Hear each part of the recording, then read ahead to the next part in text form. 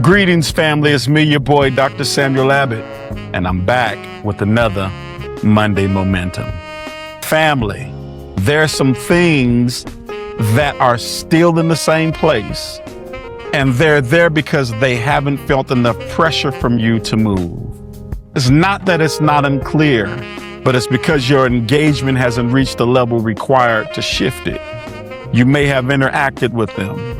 You've thought about it. You've kept them in front of you. But here's one thing. You haven't pressed them. And as a result, they've simply settled. And as they have settled, that's where it lost momentum. Because you can stay busy managing something that should have already been moved or already shifted. This week, it changes all of that. This week is not about revisiting anything. It's about applying enough pressure that things have no choice but to respond. Because what you refuse to push will refuse to move. So I want to give you a simple framework and one word to build your momentum this week. And that word is push. I know in church vernacular, push means pray until something happens or praise until something happens. But for this week, the P in push is press beyond yourself. The amount of effort you usually put in isn't sufficient for what you're attempting to accomplish. It's enough to maintain. It's enough to keep things from falling apart. It's enough for you to stay involved, but it's not enough to shift anything.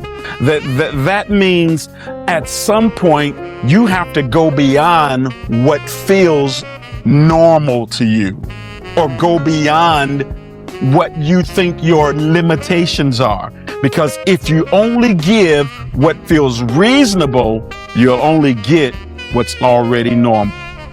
Pressing beyond yourself is not about burnout. It's about breaking through, and there is a difference. So choose something this week and stay with it. Stay with it past your usual stopping point, because what you're trying to move is not responding to your comfort level. It's waiting on your commitment level. Another thing that helps us to push, family, is unlock your potential. Your potential is underused, and it stays underused as long as you keep operating in environments that don't require more from you. Potential doesn't show up where they feel comfortable. It shows up where you're required to stretch. So your potential stays locked when it's unstretched. It stays locked because it's unchallenged. It stays locked because you haven't pushed beyond yourself. So this week, I want to challenge you to unlock it. Take on something that demands more from you than your current habits support. Engage in something that requires more focus than what you've been giving, or put yourself in a position where your usual approach has to change, because that's when your capacity starts to expand. Kingdom Life, the wonderful church I have the opportunity to pastor, knows I often say, Lord, increase my capacity. Nothing requires you to become sharper, faster, and more intentional. That's when your capacity increases. And that's where your potential stops being an idea and starts becoming results. Family, another thing that helps us to push is to sift through the mess. Family, some of the things you're dealing with is simple. There's too much in the way, too many thoughts, too many directions, too many open loops. So instead of movement, you have congestion, and congestion creates hesitation. Family, clutter doesn't stop progress. It slows it down until it feels like nothing is working. Because when everything feels important, nothing is important at all. When everything feels important, nothing is moving. So today I want to tell you, sift through it. What actually matters this week? Sift through what needs to move now, not eventually, not next month, not next week, but now. Sift through what is just sitting there taking up space, because this is not the week to manage everything. This is the week to clear up what's in the way of your momentum. Because once the mess is reduced, movement becomes easier.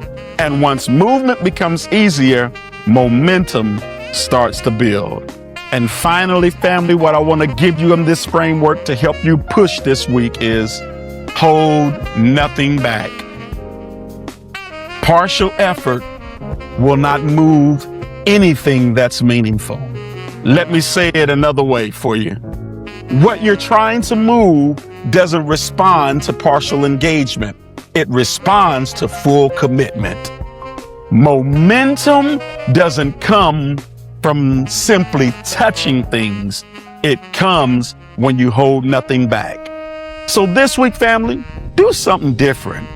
Don't just start it, stay with it. Give it more time than what you've planned, more focus than what you usually focus on, more follow through than what actually feels like your norm, because there is always a moment where it breaks. So there's a moment where there will be a breakthrough, where it finally responds, where it finally moves faster, becomes easier. But that moment doesn't show up at the beginning. It shows up for the person who stays with it. And once you hit that moment, man, everything shifts. Everything changes. Your confidence changes. Your pace changes. Your expectation changes, because now you've seen what happens when you give it your all. Family, you don't need another reminder this week. You already know what needs to move. Frankly, you already know what you need to do. Get the thing that's been sitting. Get the thing that should have moved by now. Get the thing that you've been managing instead of advancing. Get that thing and push it. Oh man, I felt, push it. Push it real good. Dun, dun, dun, dun, dun, dun, dun, dun, dun, dun, dun, dun, dun, dun, dun, dun. I'm sorry, I just had a moment. I'm sorry. Because once you push it long enough, it must respond. You don't need 10 wins this week, family. You just need one thing to shift. And once you get it, you'll feel the difference immediately. This, family, is your week to push. I'm Dr. Samuel Abbott, and I'm here to remind you on this Monday Momentum to push it.